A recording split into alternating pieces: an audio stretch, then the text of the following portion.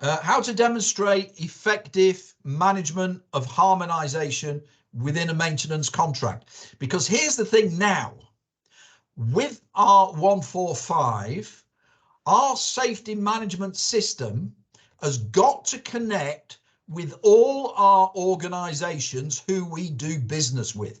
How does that work? If the organization is a subcontracted organization to us, effectively, they're working under our 145 SMS. How does that work? Do they need training? Do they need site of procedures? Do we need unique procedures for these guys? What about we are a contract provider of maintenance to an operator? What about the relationship between the operator's SMS and our SMS? How is that documented? How do we maintain effective communication? If there is a report, how does that information travel between the 145 and the camo, the 145 and the camo and the operator where required? Who's responsible for that? How is it documented? How is it managed? How effective is it? How can you show me how effective it is? This is the, again, this is the performance-based questions. So just to remind what we said, for the next couple of years, it's going to be really easy, but I promise you it's going to get harder and harder and harder.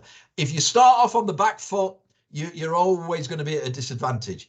If you can engage now and make it scalable and effective for you, you're going to be in a really, really good place as it develops. Effective management of the activities, on-time departure, maintenance layouts and checks, low level of incident reports, low level of PIREPs. This is the tech log defects, of course.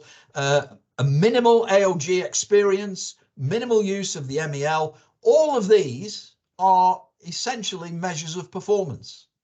So the more defect-free the aeroplanes, the better is the process. Okay, that is challenged. If we take a brand new fleet of Boeing or Airbus aircraft, we're going to be in a different place than if we're operating, let's say, old 737s. So we need to pay attention to this, of course. But just to give you a flavour, to give you an idea.